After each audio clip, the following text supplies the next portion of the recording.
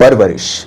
कहते हैं कि परवरिश इतनी ज्यादा मैटर करती है कि वो किसी भी इंसान की सोचने समझने की शक्ति को बदल के रख दे। अगर परवरिश अच्छी हो ना, तो इधर जो शैतान है वो भी एक साधु बन जाए। ऐसी चीजें कही जाती हैं, लेकिन आज की कहानी सचमुच एक ऐसी ही लड़की के बारे में है जिसका जन्म जिन नक्षत्रों में और जिस तरीके से हुआ था, वो लड़की जीती जागती एक आफत थी। ऐसी आफत जिसको कई बार आस पड़ोस के लोगों ने, रिलेटिव्स ने ये बात कह के ठुकरा दिया कि भाई इस लड़की को हमारे घर में मत लाया करो, या फिर आप इस लड़की को फेंक दो। क्यों फेंक दो? क्योंकि वो लड़की अडॉप्टेड थी।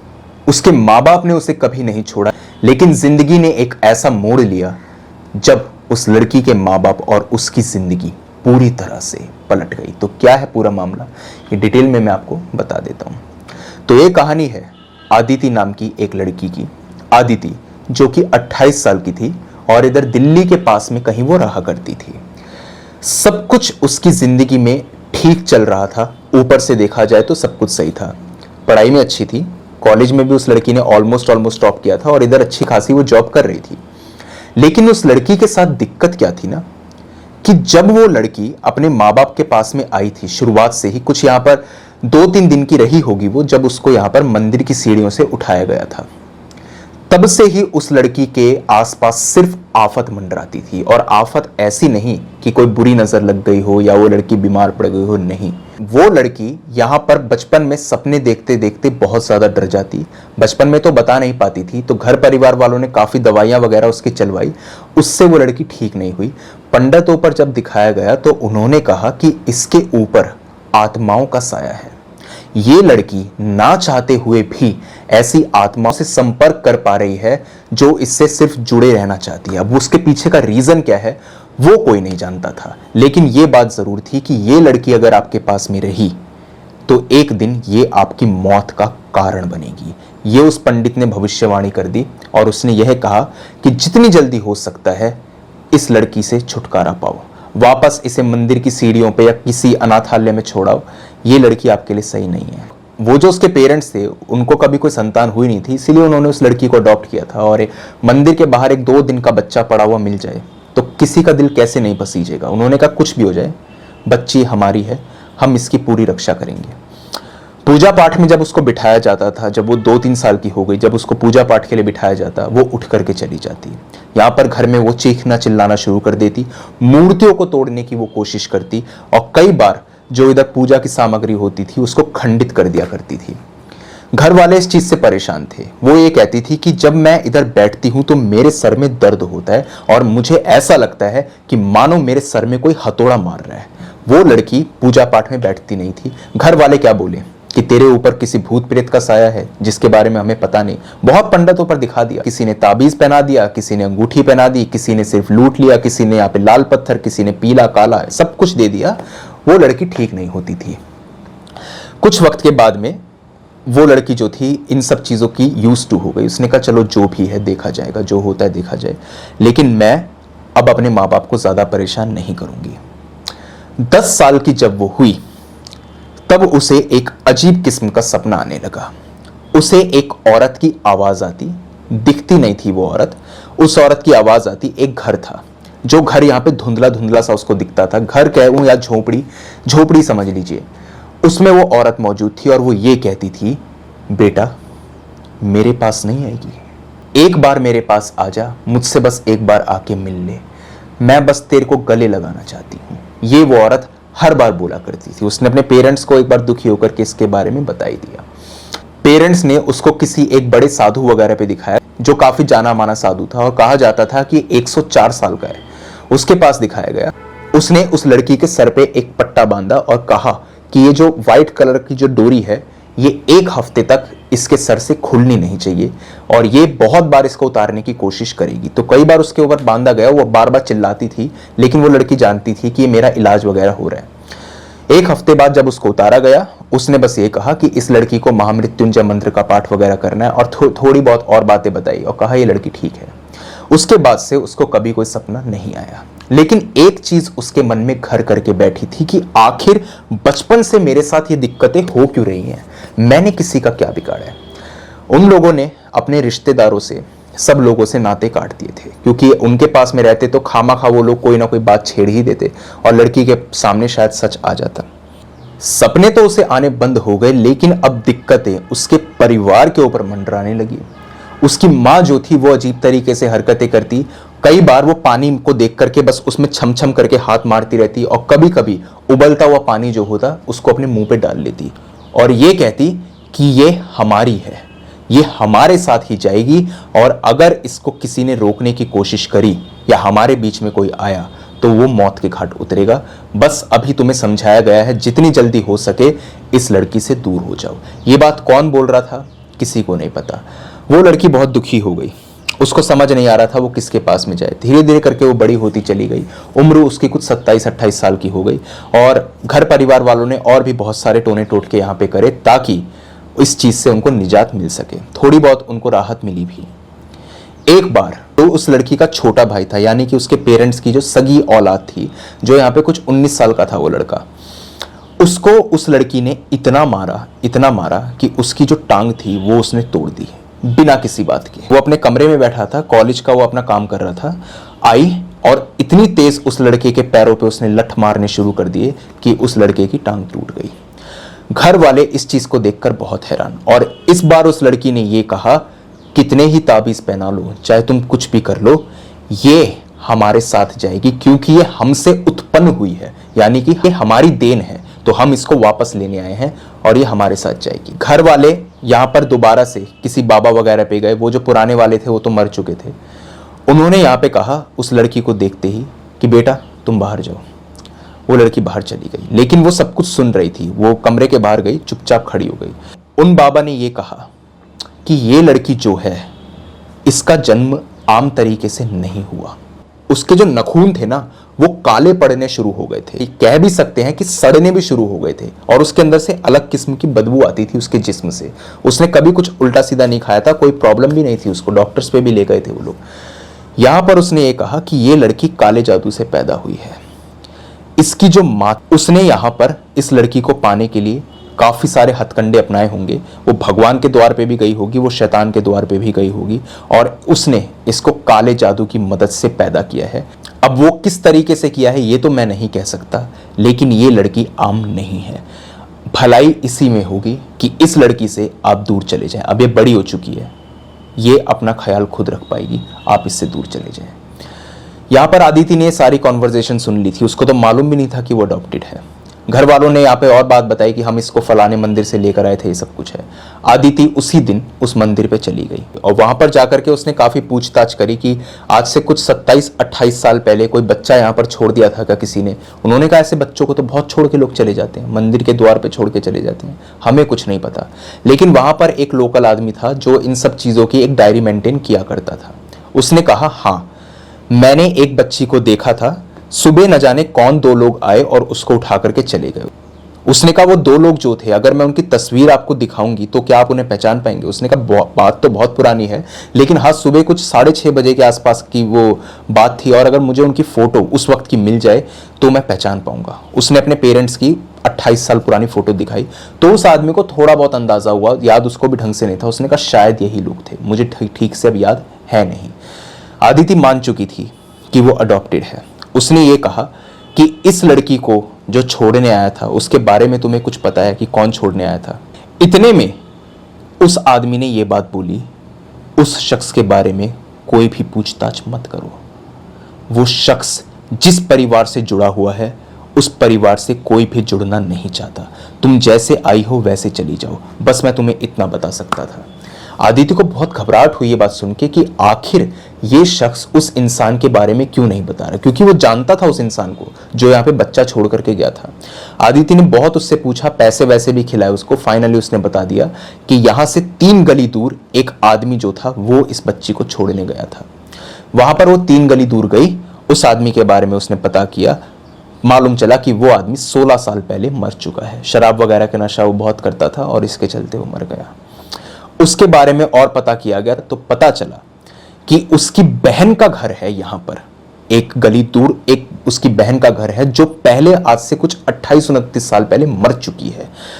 वहां पे जाके शायद आपको कुछ पता चल सके, लेकिन उसके घर पे मत जाना, क्योंकि वो औरत की जो रूह है वो आज भी वहां भटकती है।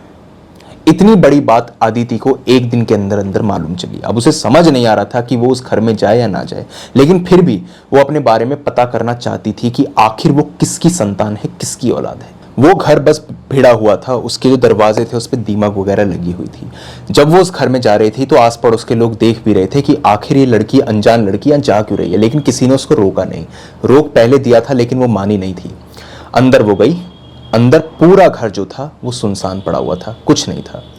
यहां पर उसने अपनी टॉर्च वगैरह से, वैसे तो रोशनी आ रही थी लेकिन इतनी नहीं थी, तो उसने टॉर्च वगैरह से इधर थोड़ा बहुत छानबीन करने की कोशिश करी तो एक कबर्ड उसको मिला। उस कबर्ड के अंदर उसको एक तस्वीर मिली एक औरत की, और उसने यहां पर और छानबीन करी तो उसको एक और तस्वीर मिली एक औरत और एक बच्ची की। जैसे ही उसने वो तस्वीर देखी वो समझ गई कि ये औरत ही उसकी माँ है, क्योंकि वो जो उसके बचपन की फोटो थी और उसके पेरेंट्स ने जो उसकी पहली फोटो खींची थी वो दोनों सेम ही थी, क्योंकि 2-3 दिन की तो थी जब वो यहाँ पर मंदिर की सीढ़ियों पर मिली थी, और उसके बाद में कुछ उसके पेरेंट्स ने 1-2 दिन बाद उसकी और फोटो खींची थी। तो वो समझ चुकी थी कि ये मैं हूँ और ये मेरी माँ है। उसने बस माँ बोला, माँ बोल करके इतने में वो लड़की बेहोश हो गई। 3-4 घंटे तक कोई अंदर नहीं आया। 3-4 घंटे बाद लोग अंदर आए और आकर के उस लड़की को जगाया। उस लड़की से पूछा गया कि तुम यहाँ पर क्या करने आई थी, तो उसने बस बहाने वगैरह बना दी और ये कहा कि और मुझे यहाँ से कुछ आवाजें आ रही थी, जैसे यहाँ पे पड़ोसी कहते ही थे कि आवाजें आती हैं, तो उसने हाँ में हाँ मिला दी ताकि लोग बस ये समझे कि एक यहाँ पे हॉन्टेड घटना इस लड़की के साथ घटी और ये बस ऐसे ही बात कर रही है। वो अपने घर पे वापस आ गई। अपने पेरेंट्स को उसने सारी सच्चाई बता दी और उसने कहा कि आपने मेरी इतनी अच्छी परवरिश करी और मैं इसके लिए बहुत बहुत आपकी जो हूँ शुक्रगुजार हूँ। इसके बाद में वो लड़की बहुत अजीब तरीके से हरकतें करने लगी। वो यहाँ पर मांस खाने की डिमांड करने लगी, जबकि वो मांस खाती नहीं थी। वो अपने घर वालों को कहने लगी कि अब मैं मांस खाऊंगी। वो मांस बना करके यहाँ पे खाती। इसी के साथ साथ शराब वगैरह भी उसने पीनी शुरू कर दी थी। और कई बार घर वालों ने ये चीज़ देखी कि वो लड़की छत पर जाकर के कुछ अजीबोगरीब चीज़ों को इकट्ठा करके रखती है और उनकी पूजा वगैरह करती है, और जब कोई आता है छत पे रात के वक्त में तो उसको वो छुपा देती है। एक बार उसकी माँ ने आकर के उस चीज़ को देखा तो उसने देखा कि यहाँ पर कबूतर की लाश, इसी के साथ साथ एक कटोरी खून, कुछ हड्डियां, कुछ सड़े हुए नींबू, ये सारी चीज़ें वहाँ पड़ी हुई थी। और ये सारी चीज़ें जो थी एक लाल कपड़े के अंदर बंद थी, और उनकी जो एसी की यूनिट होती है ना उसके पीछे वो चीज़ रखी हुई थी ताकि कोई भी आकर के उसको देख ना सके। ये सारी चीज़ें वो लड़की किया करती थी, जबकि इन सब चीज़ों के बारे में उसको कोई नॉलेज थी नहीं। जब उसकी माँ ये सारा सामान लेकर के नीचे जाने लगी, इतने में आदिति सीढ़ियाँ चढ़ते हुए ऊपर आ गई। उसकी माँ ने ये चीज़ देखी थी कि वो जो सीढ़ियाँ थी ना वो बहुत तेज़ी से चढ़ रही थी, और वो कुछ 3-4 कदम एक साथ रख रही थी। आप समझ सकते हैं आप एक सीढ़ी कितनी बड़ी होती है। 3-4 सीढ़ियां एक साथ आप चढ़ते चढ़ते आ रहे हैं, कितनी तेज वो लड़की भागते हुए आ रही होगी। एक नॉर्मल इंसान के लिए ये चीज़ पॉसिबल नहीं है। वो इस तरीके से जंप करते हुए, समझ लीजिए आप, ऐसे आ रही थी। और अपनी माँ से उसने यहाँ पे पोटली ली और ये कहा, मेरी लड़की से दूर रहे, ये मेरी बच्ची है, इसने मुझे बुलाया है, और अगर तू बीच में आई तो तेरे साथ साथ तेरे पूरे खानदान का सर्वनाश कर दूंगी। मुझे और मेरी बेटी को अकेला रहने दो, कुछ ही वक्त में हम चले जाएंगे, तुम्हें ज़्यादा परेशान होने की ज़रूरत नहीं। इतने में वो जो खून था ना जो उस कटोरी में रखा था उसको वो पूरा का पूरा यहाँ पे निगल गई, और उसके बाद में अपने मुंह को पोंछते हुए नीचे चली गई। जाकर के अपने कमरे में चुपचाप वो सो गई। उसने अपने हस्बैंड को ये सारी बातें बताई और उसने ये कहा कि हमारी लड़की इस तरीके से हरकत कर रही है। जब वो लोग उसके कमरे में गए, कमरा उसने अंदर से बंद नहीं किया था, जब वो लोग उसके कमरे में गए तो उनको यहाँ पर बहुत ही ज़्यादा गंदी स्मेल आई, और जब उन्होंने उसके दीवान के नीचे झांक करके देखा तो एक औरत लगातार उनको घूर रही थी, और उसने उंगली से ये करा, मतलब बाहर, यहाँ से चुपचाप बाहर चले जाओ। वो लोग बहुत ज़्यादा डर गए और यहाँ से बाहर आ गए। उन्होंने ये सारी बातें जाकर के उसी पंडित को बताई और ये कहा कि कोई औरत है जो यहाँ पर उसकी माँ अपने आप को बता रही है और ये सब कुछ हुआ है। पंडित ने उनके सामने एक चीज़ रिवील करी कि इस तरीके की जो आत्माएं होती हैं या इस तरीके से जब बच्चों को पैदा किया जाता है तो इसके अंदर किसी शख्स की बलि दी जाती है। उस औरत का जो पति होगा उसकी उसने बलि दी होगी ताकि वो इस संतान को पा सके। उसको संतान का यहाँ पे सुख चाहिए था और वो काला जादू जो होगा वो ढंग से कर नहीं पाई होगी, जिसके चलते वो औरत खुद मर गई। अब वो मर तो गई, उसकी मुक्ति ठीक से नहीं हो पाई होगी और उसी के चलते वो उस घर में यहाँ पे फंस के रह गई। तो उस लड़की का जो मामा था, यानी कि मैंने आपको बताया था ना वो आदमी जो 16 साल पहले मर गया था, उसने उस लड़की की जान बचाने की खातिर ही उसको मंदिर की सीढ़ियों पे रख दिया होगा और ये सोचा होगा कि ये लड़की कर्स्ड है, मैं इससे अपना पीछा छुड़वाऊं, और उसने उसको वहां पर छोड़ दिया होगा। ये पंडित की अजम्पशन थी। वो लोग भी उसी जगह पर गए और वहां पर जाकर के उस इंसान से जो उधर मंदिर के बाहर बैठा हुआ था उससे पूछताछ करी। वो पहचान गया कि 28 साल पहले यही लोग आए थे। उसने यहाँ पर पूरी बात बता दी। वहां पर वो लोग गए तो उनको यही चीज मालूम चली जो पंडित ने यहाँ पर बताई थी कि हाँ, वो औरत काला जादू करती थी, उसको बच्चे की बहुत ज्यादा डेस्परेशन थी और उसके घर से यहाँ पर चीखने चिल्लाने की आवाजें तक भी आती थी। और ये कहा जाता था कि वो औरत जो है वो यहाँ पर भूत पिशाचों से कांटेक्ट डायरेक्ट साध सकती है। पता नहीं उसकी मौत कैसे हुई। उसकी लाश आधी कटी हुई मिली थी और उसका मुंह पूरा का पूरा काला था, बिल्कुल काला उसका फेस था। उसके किसी दूर के रिलेटिव ने यहाँ पर उसका अंतिम संस्कार किया था, लेकिन उसकी बेटी कहाँ चली गई थी ये किसी को नहीं पता। सच्चाई उसके घर वाले जानते थे। अब ये सारी बातें जो थी ना, ये उसके सिर्फ पेरेंट्स यहाँ पर कर रहे थे। उनका जो लड़का जो था यहाँ पे समर, वो अपने दोस्तों के साथ में घूमने के लिए गया हुआ था। उसको तो मालूम भी नहीं था कि उसकी बहन के साथ में ये सब कुछ हो गया, क्योंकि कुछ 1 महीने से वो यहाँ पर घूमने के लिए गया हुआ था। 1 महीने बाद वो अपने घर पे आया था। किसी को नहीं पता कि समर के साथ क्या हुआ। लेकिन जब उसके पेरेंट्स वापस आए और वो बस इलाज ही ढूंढ रहे थे कि आखिर किस तरीके से यहाँ पे आदिति को शांत किया जाए, तो उन्होंने ये चीज देखी कि जो समर का कमरा है वो बंद पड़ा हुआ है। यानी कि बात साफ थी कि समर वापस आ चुका है, लेकिन उसकी कोई आवाज नहीं आ रही थी। घर में आदिति भी नहीं थी।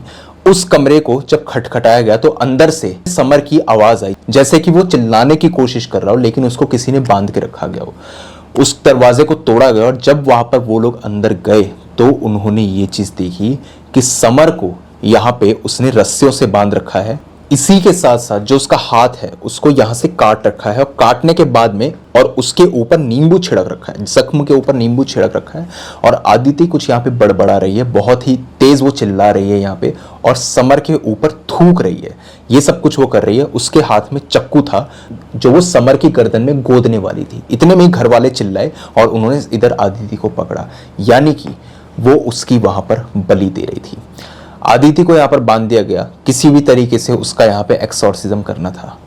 पंडित यहाँ पे आया और यहाँ पर आकर के उसने एक्सॉर्सिज्म किया, जरूर किया, लेकिन उसने ये बात बोली कि ये आत्मा जो है ये इसको छोड़ के जाने नहीं वाली और ये अब तुम लोगों को भी मारना चाहती है, क्योंकि तुम लोग इन दोनों के बीच में आ रहे हो। अगर तुम आदिति को छोड़ दोगे तो ये तुम्हारा कुछ यहाँ पे बुरा नहीं करेगी। लेकिन आदिति की माँ जो थी उसने साफ मना कर दिया और आदिति के फादर ने भी कि हम अपनी बेटी को नहीं छोड़ेंगे, ये हमारी बच्ची है, किसी और की नहीं। यहाँ पर बहुत कुछ किया गया लेकिन वो आत्मा नहीं गई। पंडित ने यही बात बोली कि ये आत्मा बहुत चालाक है, अगर मैं इसको किसी तरीके से बांधने की यहाँ पे कोशिश करूंगा तो ऐसा हो सकता है कि आदिति एक बार के लिए नॉर्मल हो जाए, लेकिन ये इसके आसपास ही रहेगी। इसका सिर्फ एक इलाज है, जल्द से जल्द इसे राजस्थान लेकर के जाओ, वहां पे कुछ ना कुछ इसका हो सकता है। उसको फटाफट से राजस्थान के लिए रवाना कर दिया गया। नॉर्मली तो वो आ नहीं रही थी, उधर भी उसकी झाड़ फूक वगैरह करी गई थी ताकि वो किसी तरीके से कंट्रोल में आए। उसको एक वैन में लेकर के जाया गया जहां पे 3 पंडित उसके साथ में थे। 3 पंडित लगे उसको कंट्रोल करने में और तब जाकर के उसको राजस्थान ले जाया गया। वहां पर वो कुछ 7 दिन तक रही। 7 दिन तक वो लड़की बहुत चीखी, बहुत चिल्लाई। उसकी बॉडी पर जख्म वगैरह तक भी पड़ गए थे, माथे पर नील वगैरह पड़ गए थे। अपनी आंखों को नोचने की कोशिश करती थी, लेकिन किसी भी तरीके से वो आत्मा जा नहीं रही थी। आखिरी में यहां पर जो पंडित था उसने आकर के ये बात बोल दी कि ये आत्मा जो है ये इसके ऊपर से जाएगी नहीं, किसी तरीके से नहीं जा रही। इसका सिर्फ एक इलाज है। हमने इतने दिनों के अंदर एक ताबीज बनाया है जो आप सभी को यहाँ पर पहनना है, और इसी के साथ साथ एक राख उसने दी और कहा कि ये राख जो है ये कब्रिस्तान की राख है और आप ये मान सकते हैं कि ये राख जो है ये बहुत पवित्र है और एक तरीके से शिव जी की ही राख है। जैसा आपने देखा होगा कि अघोरी अपनी बॉडी के ऊपर उन राखों को मलते हैं। इस राख का छिड़काव अपने घर के चारों तरफ कीजिए और इस लड़की को कभी भी इस ताबीज से जुदा मत कीजिएगा। इस ताबीज ये हमेशा पहन करके रहेगी। वो इसकी माँ जो है बार बार जिंदगी भर इसके ऊपर हावी होने की कोशिश करेगी, लेकिन इस लड़की को कभी भी उस तरफ ध्यान नहीं देना है। ये नॉर्मल कभी नहीं हो पाएगी, लेकिन हाँ ये ज़रूर है कि ये और इसी के साथ साथ आपके परिवार पे कोई कभी आफत मंडराएगी नहीं। आज वो लोग नॉर्मली जी तो ज़रूर रहे हैं, लेकिन फिर भी आदित्य को रोज़ अपनी माँ का यहाँ पे सपना आता है, जो उसको प्यार से कभी धमका करके और कभी ये कह करके कि मैं तेरे परिवार का सर्वनाश कर दूंगी अगर तू मेरे साथ नहीं चली। ये सारे सपने उसको आते रहते हैं, बार बार वही घर उसको दिखाई देता है और कभी कभी वो गिड़गिड़ाती भी है, लेकिन आदित्य ने ये बात ठान रखी है कि वो कभी भी अपनी माँ के साथ यहाँ पर वापस नहीं जाएगी। उसने साफ ये बात बोल दी है कि मेरा तुमसे कोई नाता नहीं है, मेरा घर परिवार यही है। आज भी उसको इस तरीके के अजीबोगरीब सपने आ रहे हैं और उसका चाहे बर्थडे हो, होली दिवाली का वक्त हो या घर में कुछ भी शुभ काम हो, आदित्य के ऊपर आज भी दौरे पड़ते हैं और बहुत ही भयानक दौरे पड़ते हैं। वो कंट्रोल होने से कंट्रोल नहीं होती। 9-10 घंटे तक वो चीखती चिल्लाती रहती है। ओकेजनली समझ लीजिए महीने में 1-2 बार तो होता ही है ऐसा। बहुत तेज तेज चिल्लाती है, उसकी बॉडी अकड़ जाती है, अपनी उंगलियों को चबाने की कोशिश करती है, इस तरीके से हरकत वो करती है, लेकिन कुछ 9-10 घंटे बाद वो ठीक भी हो जाती है और उसको याद भी नहीं रहता कि उसने यहाँ पे किया क्या है। पंडित वगैरह तो यही बात बोलते आए हैं कि जो इसके साथ में हुआ था, जिस तरीके से इसकी मन्नत मांगी गई थी, उसी के चलते ये सब कुछ हो रहा है और आज भी उसका एक प्रॉपर इलाज ढूंढा जा रहा है। कभी कभी उसकी बॉडी बिल्कुल ठंडी पड़ जाती है, कभी कभी वो बहुत ज़्यादा तपने लगती है। आदित्य अपनी ज़िंदगी से परेशान है, लेकिन आज दुख की बात यही है कि उसकी इन सब प्रॉब्लम्स के चलते आज तक भी शादी नहीं हो पाई और वो करना भी नहीं चाहती, क्योंकि उसका ये मानना है कि अगर वो किसी और से जुड़ेगी तो ये आफतें उसके ऊपर मंडराने लगेंगी। उसके घर परिवार के साथ में भी ऐसा हुआ है कि उनका कोई भी अच्छा काम बन नहीं पाता और सारा बना हुआ काम जो है उनका वो लगभग बिगड़ ही जाता है, लेकिन फिर भी उन्होंने अपनी बेटी का दामन नहीं छोड़ा। वो यही कहते हैं कि ये हमारी संतान है, चाहे जो हो, जो भी हो, ये हमारे साथ में रहेगी मरते दम तक। इसके लिए हम मरने तक को भी कुर्बान हैं। उनका भाई जो है समर, वो भी ये बात मानता है कि मेरी बहन मेरे लिए सब कुछ है। तो ये थी पूरी की पूरी कहानी। आप मुझे बताइए आपको ये कहानी कैसी लगी, अच्छी लगी या बुरी लगी। इसी के साथ में अगर आपके पास में भी कोई ऐसा ही हॉरर और क्रीपी इंसिडेंट हो तो आप मेरे साथ शेयर कर सकते हैं मेरी जीमेल और इंस्टा आईडी पर। पीछे का बैकग्राउंड मैंने थोड़ा सा चेंज कर दिया है। इसके पीछे का रीज़न यही रहा कि मैं देखना चाहता था कि ये चीज़ सही रहेगी या नहीं, क्योंकि शुरुआत मैंने इसी तरीके से करी थी। बाकी आप मुझे कमेंट सेक्शन में बताइए आपको ये चीज़ ठीक लग रही है, नहीं लग रही है, या फिर वापस वैसे ही मैं करूँ जैसे मैं हमेशा वीडियोस को बनाता आया हूँ। जो भी आपकी राय हो वो आप मुझे कमेंट सेक्शन पे बता सकते हो और अपनी स्टोरीज़ को इंस्टा और जीमेल पे भेजना मत भूलिए। तो आज की वीडियो के अंदर इतना ही था। अब जल्द मिलता हूँ एक अगली वीडियो में, तब तक के लिए टेक केयर, गुड बाय।